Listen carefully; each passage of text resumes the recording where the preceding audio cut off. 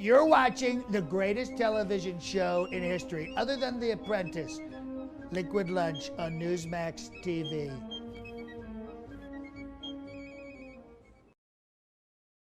Hey, welcome back. It is a terrific Tuesday indeed, and we go from global geopolitics to right here on the homeland. And as I always tell you, we like to bring on the guests that know where the rubber meets the road. We do a humble little sports segment every week with Nico, our sports expert, but he's not quite the expert like this guy. Legendary sports attorney Jim Quinn joins us today. James Quinn is also the author of the book Don't Be Afraid to Win, and was at the tip of the spear in getting players free agency in many sports, MLB, NFL, and others. James, thanks for joining us today. Really appreciate it. It's great to be with you. So you were right there. You were at the tip of it when the players kind of took it to the owners. Well, yeah, I was, and it was fun. Not if you're an owner, I'm sure. Yeah, it doesn't seem that way. It seems like salaries have skyrocketed, but at the same time, you probably had a lot of foresight because franchise values have also skyrocketed, probably on a percentage scale, a lot more than player salaries. My guess is that's probably true. Considering the way, I guess somewhere in the negotiations, you guys got the more upfront money, so they were safe for a shortened career.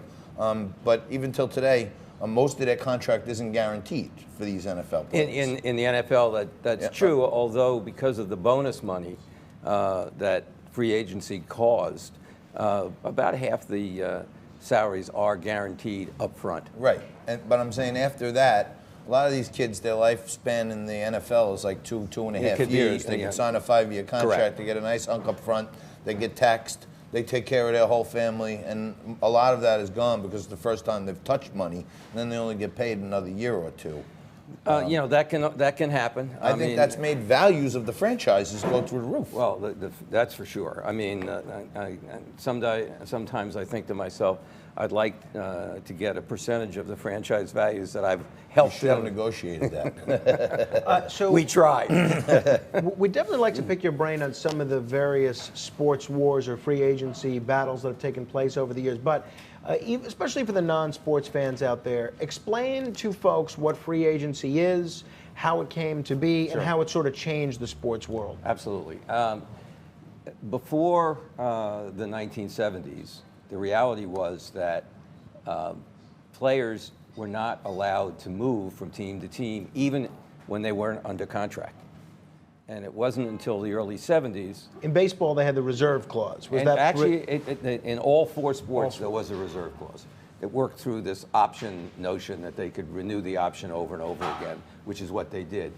And it wasn't really until basketball with the Oscar Robertson lawsuit, which I was involved in, and baseball, first with the Curt Flood lawsuit and later with an arbitration in baseball, that in the mid-'70s we first had a crack in the free agency wall, and the reserve clause began slowly to collapse.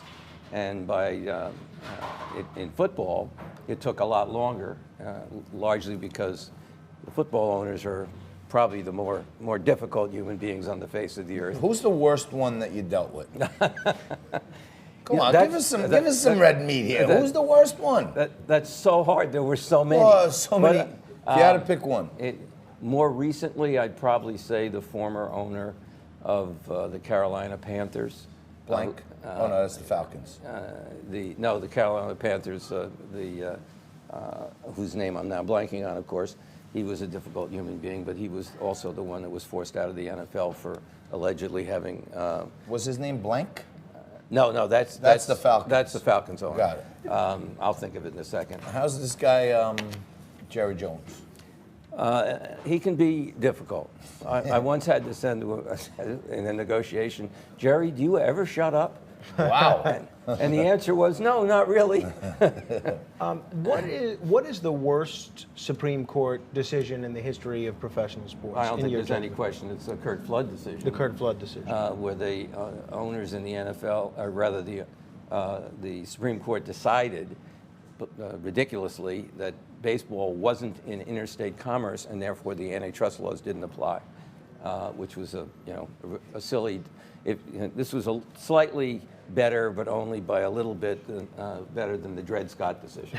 So that's why baseball has this antitrust exemption? They still have a partial antitrust exemption. Finally, in the late 1990s, Don Fehr, who was then head of the baseball owners, was able to get a bill passed Congress, ironically called the Curt Flood Act, that made it clear that the antitrust laws would apply to the players, although not. Right, so we couldn't start a rival baseball league. It would be difficult. But we could start a rival football league. You could try, although the NFL's pretty good. Donald Trump tried it.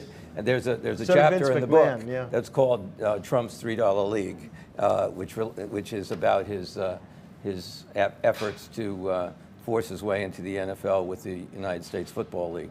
It was a valiant effort. It was valiant, but it didn't work. No, I mean they weren't getting only a handful of the top-rated players. Well, but and they're billionaire monopolists, so they pretty much can do what they want. Well, so we're talking about, speaking of athletes or sports figures that have been involved in politics and vice versa, Bill Bradley, former New Jersey senator, very instrumental to the history of free agency. What exactly did he do? It's a great question. He was one of the plaintiffs in the original Oscar Robertson case, but his real role was when the ABA and NBA tried to merge, they went to Congress to try to get an exemption like the AFL and NFL had done back in the 60s. And Bradley led the fight in Congress, and I guess he knew someday that he was going to end up in Congress himself, but he was a chief spokesman and testified in front of the Senate Judiciary Committee, which at that time was headed by Sam Ervin, and it was at the same time that the Watergate hearings were going on. Interestingly enough, I guess Senator Ervin had some other business that he had to attend to. Tell us what we're seeing here, Jim. This was that was a celebration. Gene Upshaw is on the left. I'm in the middle. Obviously, I'm the tallest one. And on the right is Mike Ken, who was the president of the Football Players Union. And this was the celebration after we won the free agency case in football in the early 1990s. And who's this that you're here? That's Commissioner Paul Tagliabue and me. After we won the case and we had a settlement, we were able to, both the owners and players were able to celebrate together.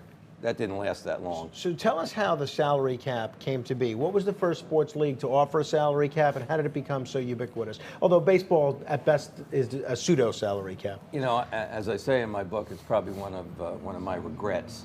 But in the early 1980s, the NBA was having significant financial trouble, and there were 5 or 6 franchises that literally were going bankrupt. And we, along with David Stern, the then commissioner, or the deputy commissioner of the NBA at the time, came up with this revenue-sharing salary cap system where there would be a salary cap at the same time as the revenues went up, the cap would go up. As it turned out, actually, if you look at salaries now in the NBA, it's been a pretty good deal for the players. It seems like it's been a good deal for everyone. Jim Quinn, I want to thank you very much. Hopefully you'll come back. And I just want to add that leading the charge to start free agency must pay well, because I like to wear these nice suits, but I'm looking at this guy here. I've never seen anything like it. A nice navy blue with the little reddish pink pinstripe in it. I mean, that's gangster. I just tried to do the best I can under the circumstances. You are doing amazing. The book, by the way, is Don't Be Afraid to Win. It's on Amazon. Don't be afraid to win. Great book to read. Great philosophy to have in life. Do not be afraid to win. Do not be afraid. We're going to take a quick break. You mix up a cold drink. We're going to come back with Manny Alejandro and Josh Kravitz. Do what we do every day. Democrat, Republican, mix it up. I drink. You stay right there.